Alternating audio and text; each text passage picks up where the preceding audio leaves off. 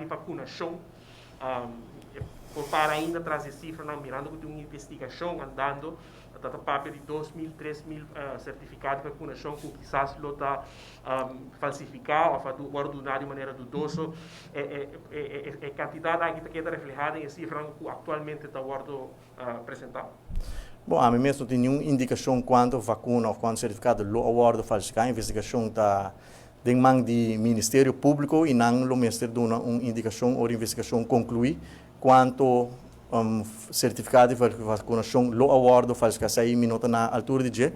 Lo que nós está é que a vacunar realmente com grado, percentagem basta alto, voral de 18 anos, vai arriba.